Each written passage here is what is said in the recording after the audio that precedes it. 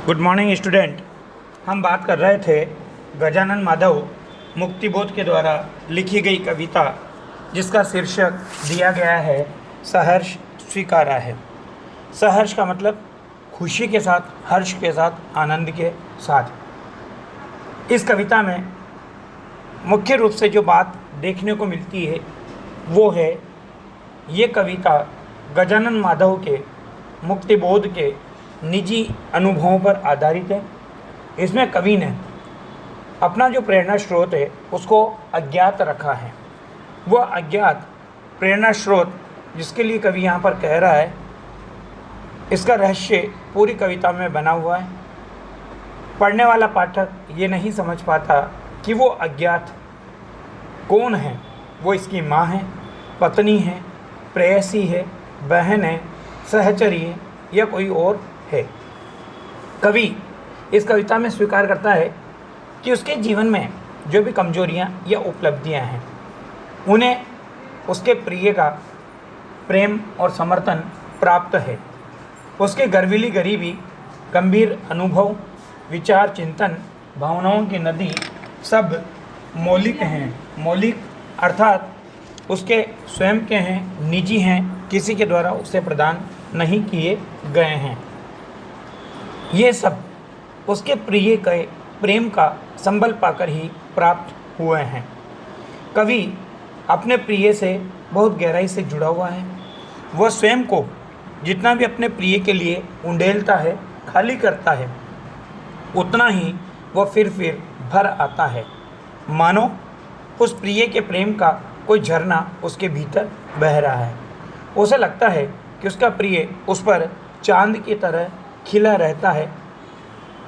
कवि इस कविता में चाहता है कि वह अपने प्रिय के अत्यधिक प्रेम से, उसकी ममता के मोह से उभरे, क्योंकि प्रिय का प्रेम और उसकी ममता उसकी कमजोरियां बन चुकी है।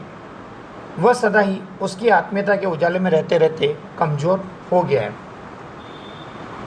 इसलिए उसे भय लगता है कि वह उसके बिना शायद जी नहीं पाएगा। अतः वो उसे भूल जाना चाहता है ताकि वह अंधेरों में, गहरी से गहरी गुफाओं में अपने आधार पर, अपने स्वयं के आधार पर जीवन जी सके। यद्यपि उसका प्रिय को भूलना एक दंड के समान मानता है वो, फिर भी वह इस दंड को झेलना चाहता है। उसे विश्वास है कि वह अंधेरे से लड़ता हुआ भी उसी की आत्मीयता से शक्ति प्राप्त करेगा। उसका सहारा उसे सब जगह मिलता रहेगा। उसने अपने जीवन में आज तक जो भी पाया है वो उसके प्रिय की ही देन है, और इसलिए वो क्या मानता है कि उसके सब कार्यों में कारण रूप में उसका प्रिय सदैव विद्यमान रहा है। उसके जीवन की गतिशीलता या स्थिरता, इन सब के पीछे उसके प्रिय की संवेदनाएं काम कर रही है, उसकी प्रेरणाएं काम कर रही है। उस प्रिय ने ही उसके व्यक्तित्व का निर्माण किया है। हमने हमारी पिछली क्लास में इसका पहला पद्यांश देखा था। आज हम बात करते हैं दूसरे पद्यांश की। कवि दूसरे पद्यांश में कह रहा है कि जाने क्या रिश्ता है, जाने क्या नाता है। जाने क्या रिश्ता है, जाने क्या नाता है, जितना भी उंडेलता हूँ भर भर फिर आता है। दिल में क्या झरना है, मीठे पानी का सोता है। भीतर वह, ऊपर तुम, मुस्काता चांद ज्यों, धरती पर रात भर, मुझ पर त्यों तुम्हारा ही खिलता हुआ वह चेहरा है। कवि देखिए यहाँ पर अपनी प्रियतमा को संबोधित करते हुए कहता है कि जाने क्या रिश्ता है, जाने क्या नाता है, कि हे प्रियतमा, मैं नहीं जानता कि मेरे और तुम्हारे बीच इस स्नेह का, इस प्रेम का कौन सा रिश्ता है, कैसा नाता है, क्या संबंध है, किस नाते से मैं तुमको इतना चाहता हूँ। आगे कवि कहता है कि जितना भी उंडेलता हूँ भर भर फिर आता है। कवि क्या कह रहा है कि मुझे तो इतना पता है कि मैं इस स्नेह को हृदय से जितना उंडेलता हूँ, उंडेलना अर्थात अभिव्यक्त करना या प्रकट करना या बांटना। तो कवि कह रहा है कि मैं इस स्नेह को हृदय से जितना अभिव्यक्त करता हूँ या बांटता हूँ, उतना ही मेरा हृदय फिर बार बार फिर से तुम्हारे प्रेम से भर आता है। उसके बाद कवि कहता है कि दिल में क्या झरना है, मीठे पानी का सोता है। कवि क्या कहता है कि देखिए कि मेरे हृदय में मुझे लगता है कि तुम्हारे प्रेम का कोई झरना मालूम होता है, जिससे लगातार तुम्हारे प्रेम की, तुम्हारे स्नेह की क्या होती रहती है, बरसात होती रहती है। अर्थात तुम्हारा प्रेम हमेशा बहता रहता है, अथवा हृदय में प्रेम का कोई मीठा स्रोत है, जिससे स्नेह का जल निरंतर छलकता रहता है। उसके बाद क्या कह रहा है, भीतर वह ऊपर तुम, मुस्कुराता चांद जो धरती पर रात भर, मुझ पर क्या तुम्हारा ही खिलता वह चेहरा। क्या कह रहा है कभी, देखो कि मेरे हृदय के भीतर क्या है, तुम्हारा प्रेम है।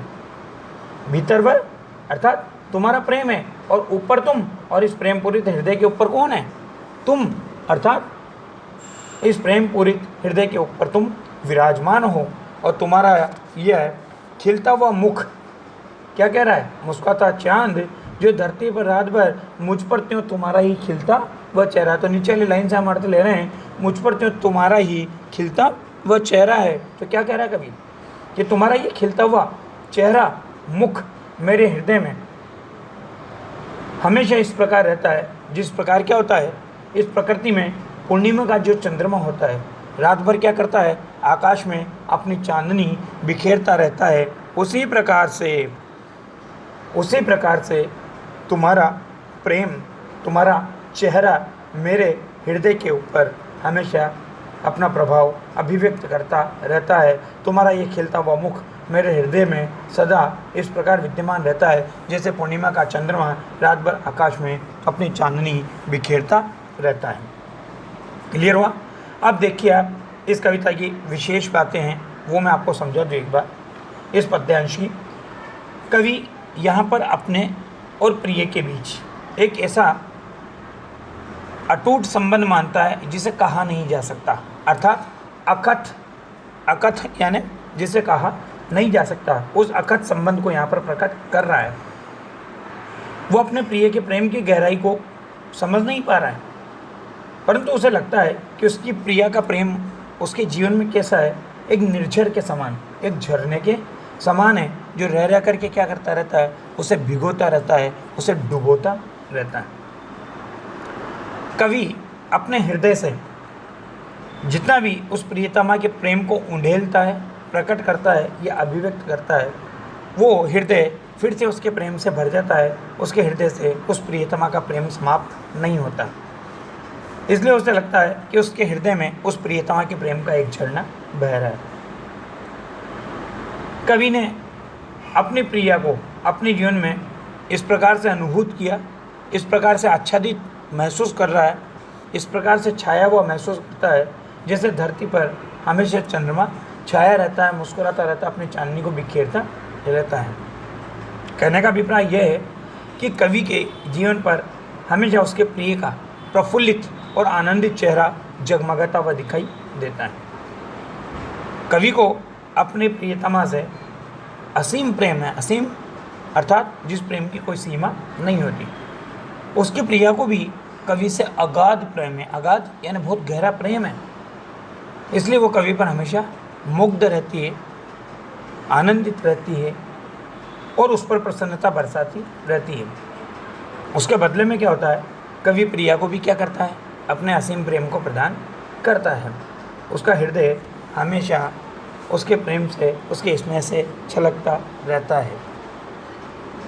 परंतु कवि ने यहाँ पर अपने प्रिय को अज्ञात बताया है, वह कौन है, इसका रहस्य अब भी बना हुआ है। देखिए कवि ने अभी भी उस बात को क्लियर नहीं किया है, लेकिन कवि ये मानता है कि मेरे व्यक्तित्व का निर्माता, प्रेरक कौन है, वो अज्ञात रहस्यमय प्रियतम ही है। तो ये बात विशेष रूप से इस पद्यांश में प्रकट की गई है। अगला पैराग्राफ हम आगे वाली क्लास में पढ़ेंगे। धन्यवाद।